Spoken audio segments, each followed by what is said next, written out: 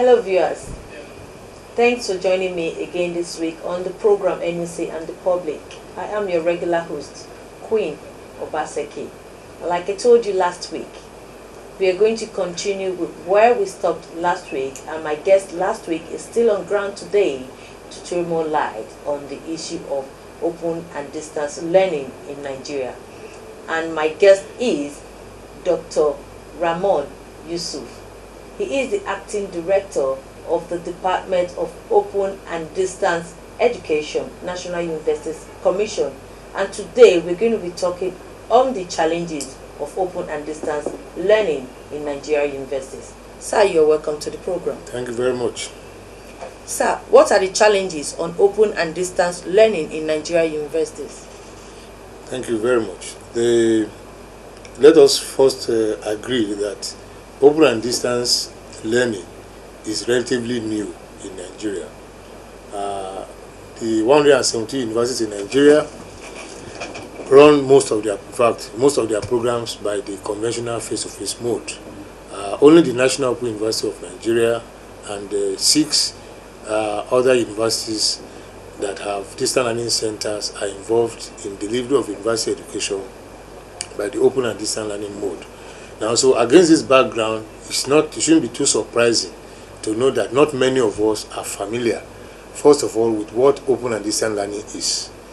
And then, of course, if you don't know what something is, it's difficult to practice that activity to some standards that will be acceptable. Now, so I would say that the first challenge will be that of inadequate understanding of the concept of open and distance learning. In fact, there's a lot of misconception about what it is. Some think it's a part-time program, others think it's inferior to the conventional face-to-face system, largely because very many people have not had the opportunity to go through distance learning course or courses. So if we agree that that is a starting point, then we will know that the more people get to know about what distance learning is, the easier it will be for them to practice distance learning as it should be, and also to accord it its rightful place. Now, so this insufficient knowledge about distance learning is, as I said, one of the challenges. Now, apart from that, of course, if you look at this challenge of maybe people thinking that distance learning is part-time, you cannot blame the people, because in some cases, due to poor understanding of the concept and practice of distance learning, people have been known to go to certain university distance learning centers where they attend lectures on Fridays and Saturdays. So if that is the practice, you cannot blame people who think erroneously that distance learning is the same as evening classes or weekend courses. Now, having said that, we are making a lot of efforts working with the distance learning centers now to let them understand the concept of distance learning in the 21st century. In fact, the National Universities Commission has a published set of guidelines that describes our model of open and distance learning in Nigeria, which is the supported or ICT-enabled blended learning. Now, so we are still working with the universities. And of course, we all know in Nigeria, in the university system, that most of these centers started from correspondence. Some of them started from correspondence colleges or started with part-time sandwich or summer courses. So it's understandable, and we're working with them progressively, getting them to change the practice so that they can be compliant with the NUC guidelines. Now, so having said that, a critical element amongst practitioners in terms of challenges is the challenge of inadequate course materials. Now, you recall that I said that people don't really have a clear idea about what distance learning is. So you find some programs being run with materials that are not too different from handouts. Distance learning materials have certain attributes, in fact special attributes, because the distance learners themselves are special people. Special not because they are physically or mentally challenged, but because these are people who have other vocations. They are working on their jobs. Some are traders, businessmen, and so on and so forth. Many of them are adults. So if you understand this, the demographics of the students in distance learning, you will agree that they need to be treated specially.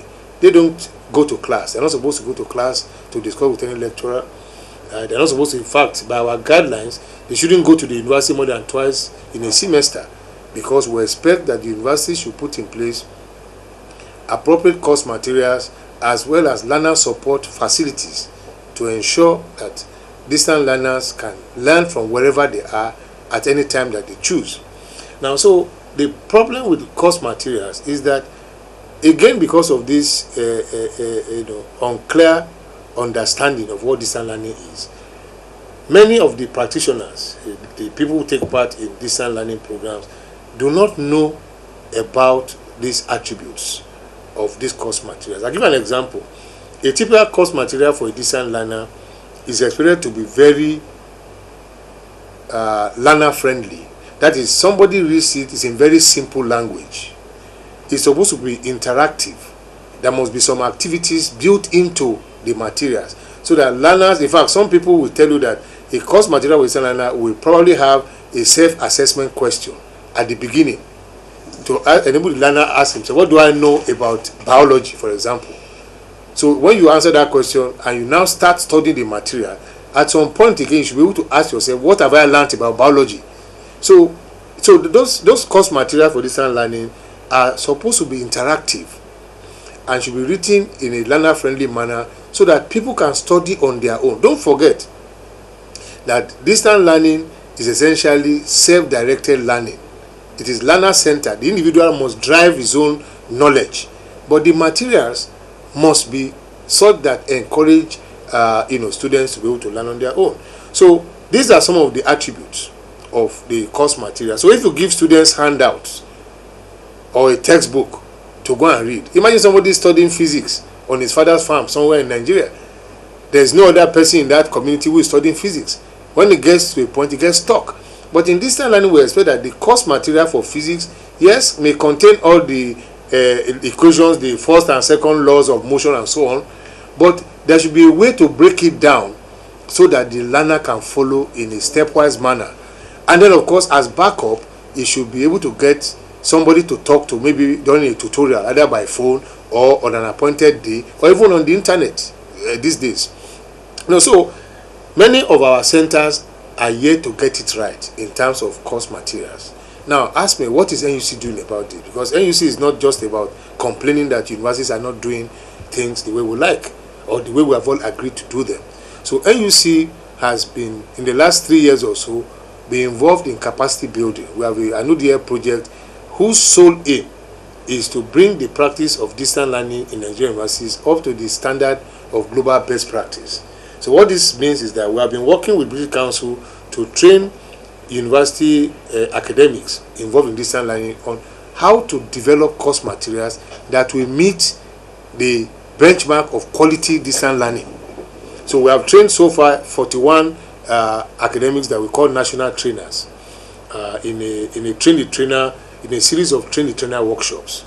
So we have these trainers spread across the 6 distant learning universities, and we expect them to start training their own colleagues. And in fact, we have reports that a number of them have already started training others in their universities. So we hope that going forward, we'll be able to train more people who can help us develop course materials that have met these standards in the various disciplines that are being taught in the distance learning centers. So that is one. The other aspect is that the lack of proper understanding of distance learning also makes it difficult for universities to support students appropriately. For example, there's still some misconception about tutorial support. In distance learning, tutorial support is seen as meeting 2 broad objectives. The first objective is academic support. A student has problems with an academic matter. Yes, there should be some subject matter experts that he can call on the phone or send an email to who can respond to those problems. The other aspect, of course, is the social support. Because don't forget, we said distant learners are studying at home, on their farms, in their shops, and so on. So they tend to be isolated. They feel isolated. They don't go to school. They may have classmates, but they don't know them. They don't meet with them, except for a few cases where people have made efforts to establish Facebook groups where students or learners can interact. So if universities understand this very well, then they will realize that yes, they must put in place a support mechanism for those students that are scattered across the country. So that's the value of tutorials. And the tutorial must also be manned by people who have been trained in distance learning. They don't need to have a PhD in distance learning, but some induction course to say, okay, you are a facilitator for 50 distance learners. You need to know what their needs are. You need to know where to meet them. Is it online? What kind of support can you give them? When they call you on your phone, do you respond? When they submit an assignment to you, how do you treat those assignments? Because in distance learning, it's not good enough to get an assignment from a student and at the end of 5 pages you just say sin. Sin doesn't mean anything. In distance learning, that process of even evaluating assignments is very crucial, because the learner may just be a pregnant nursing or a nursing mother who woke up at 12 midnight to breastfeed her baby, and then after that manages to write an assignment, maybe 5 pages. Then all she gets back from you is sin. That certainly is not good enough. So the issue of tutorial support and feedback are very crucial in distance learning. You ask me, what would a tutorial person do in distance, a support staff do in distance learning? He takes that assignment and paragraph by paragraph make some encouraging statements to that woman, that our hypothetical nursing mother. Oh, very good attempt. However, paragraph 1, you do this and do this. Yes, this information is not so correct. Go to social website, you get some information that can help. So that is the concept of feedback. So unless the distance learning centers fully understand the roles that these tutorial facilitators should play and train them adequately to play those roles, the students will continue to feel isolated, and that is partly what is responsible for dropouts. Because when people get discouraged, they are not motivated, they may not be able to complete their courses. So that is also part of the problem. The issue of delivery, so those are critical challenges: course materials, delivery. Even the issue of infrastructure is a challenge, because everybody talks about infrastructure. Oh, Nigeria has technological challenges, there are problems with power, and so on and so forth. And then we say, look, yes, there are these challenges of infrastructure. Nigeria, like many developing countries, is still working towards putting in place appropriate technology. But with the technology that we have on ground, if we harness these technologies properly, and as I said before, if we are able to apply appropriate technology in a mix, in a blend, which is our model of blended, supported blended learning, we should be able to get those students supported either online or by telephone, by by SMS, and so on and so forth. So these are and of course in many other countries we are also working towards it in Nigeria. We are trying to encourage some of our universities to come together as a group in a consortium, so that we can begin to think of deploying some of our television channels to a course material delivery for distance learning students, because it's done in many parts of the world. You have some universities that have their materials available via satellite, so you can do video conferencing and all of those. So we are working with some of our partners and the universities to continue to build technology, so to be able to build a capacity in this area. So basically these are some of the challenges that we are facing in open and distance learning. Well, viewers, we'll take a short break now. We'll be right back.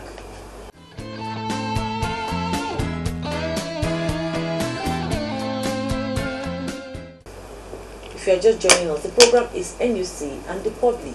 We'll be talking on the challenges we have on our open and distance learning in Nigeria universities. And my guest has been Dr.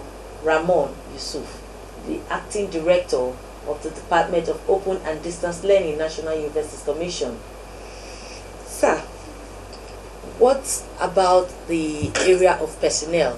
Can you tell us? Yeah, well, just as anybody knows, the human element is probably the most important element in anything that we do. Yeah, so there are some challenges with personnel in terms of delivery of quality university education by the open and distance learning mode. One thing I must say very quickly is that Nigeria has a large pool of very, very competent and knowledgeable subject matter experts. Most of our universities have professors, senior lecturers, other lecturers that are very, very competent in their subject areas. Now, the slight challenge we have in terms of distance learning is that because most of these people themselves were trained in the conventional face-to-face system, they are not very familiar with the dictates of open and distance learning, with the nuances of open and distance learning, and therefore the role that whenever they are called upon to play any role, either as tutorial facilitators or course material developers, the role they play is not as good as it should be, because they have not really themselves been inducted. What is done in other parts of the world is that before you get academics or if anybody from outside an open university system to come and participate, you first of all give an induction. So in that regard, we still have some challenge trying to get our academics inducted